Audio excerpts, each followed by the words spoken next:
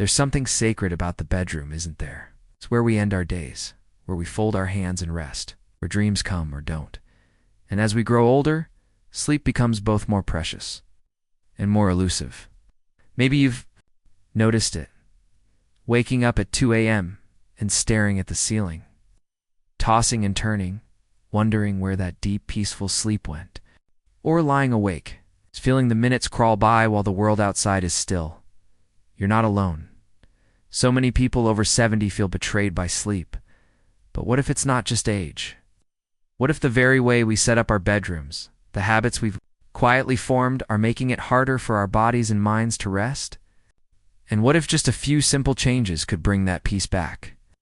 If you've been feeling more tired during the day, more restless at night, or more anxious about bedtime than you'd like to admit, this video is for you. Because sometimes, the smallest things, a light too bright, a clock too loud, the thought we always take to bed, are the very things that keep us awake. Let's gently uncover those habits together and find the calm you deserve night after night. Stay with me. When we think of bad sleep, we often blame our age, don't we? Oh, I'm just getting older, we say. That's how it is. But that's not the full story. Yes, our bodies change after 70. Our sleep cycles become lighter. We may wake up more often or spend less time in deep sleep.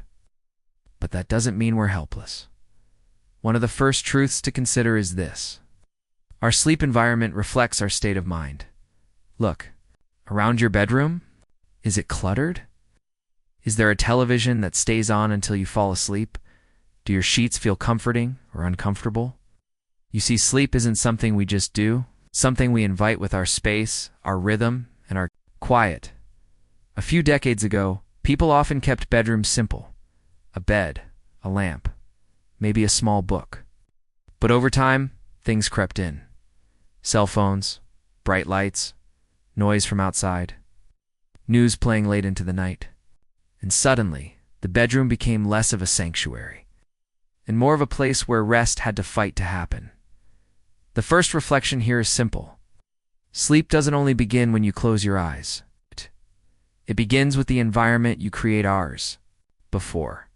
So start there. Turn off the TV at least an hour before bed. Clear the nightstand. Dim the lights as the sun goes down. Create a bedroom that tells your mind, you're safe now, you can let go. That's how true rest begins. Now let's talk about something deeper. The habits we form not just with our space, but with our thoughts. It's easy to carry the weight of the day into bed. The worries, the regrets, the unanswered questions. As we lie in the quiet, all those thoughts can grow louder. And without meaning to, we begin a habit of bringing our mind's noise into the place that should be our quietest. This is where nighttime, rituals matter. Not just brushing your teeth or folding your blanket, but rituals of the heart. Things that help signal to your mind it's time to release. Many people don't realize this, but checking your phone before bed, reading the news, scrolling through social media, it wakes up the part of your brain that's trying to settle down. It's like turning on a bright light in a room that was just getting cozy. Others may keep a clock nearby that ticks loudly or glows bright numbers through the dark. It creates a subtle pressure watching the time pass, feeling frustrated that we're not yet asleep. These are quiet habits. They don't seem harmful. But over time, they train the brain to be alert instead of restful in the bedroom. Try something different. Put the phone away 30 to 60 minutes before sleep. Don't take arguments or heavy conversations into the bed. Instead, read a poem. Listen to soft music. Pray. Write a small note of gratitude for the day. You're not just preparing your body for rest, you're preparing your soul. Because sleep after 70 isn't just physical, it's emotional, it's spiritual. It's a kind of surrender, and you deserve to feel safe enough to let go. Let's gently shift into the body now. As we age, our bodies develop sensitivities we didn't have before. Once felt fine, now irritates us. What once helped us sleep now keeps us awake. For example, many seniors unknowingly use mattresses or pillows that no longer support their joints properly.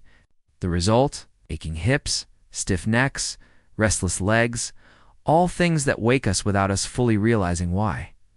Another habit? sleeping with too much heat or too many blankets. As we get older, our bodies don't regulate temperature as well. Overheating at night is a major cause of poor sleep, night sweats, waking up frequently. And light, even the tiniest bit, can interrupt melatonin, the hormone that tells our brain it's time to sleep. That sliver of hallway light, that blinking power button on the charger. Even the glow from an alarm clock can confuse the brain into staying half-dash awake. So ask yourself gently, is my mattress helping me or hurting me? Are my sheets breathable and soft or heavy and irritating? Can I darken my room further? Maybe with blackout curtains or a soft eye mask? Even small adjustments, like a supportive pillow or a cooler room temperature, can return hours of lost sleep. Think of your bedroom as a nest.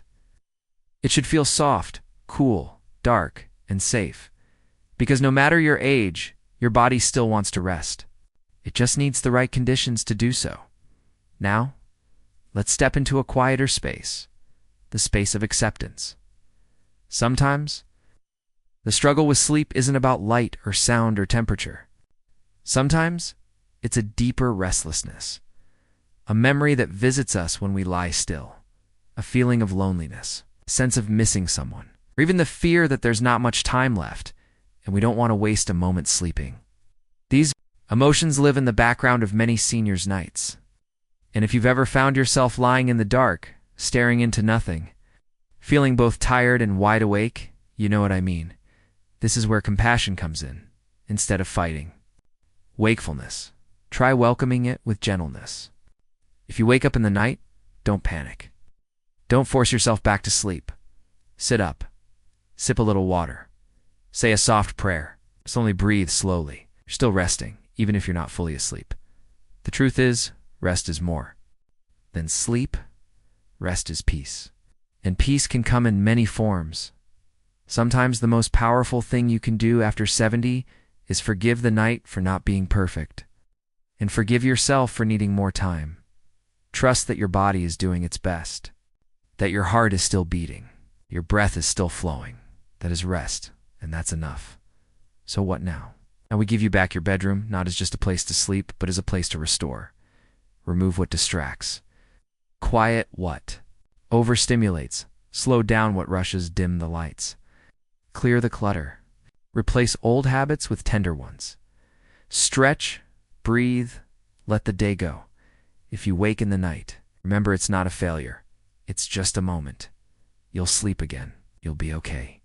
And maybe, just maybe, tonight will be softer, not because you forced sleep to come, but because you invited it with calm, care, and trust.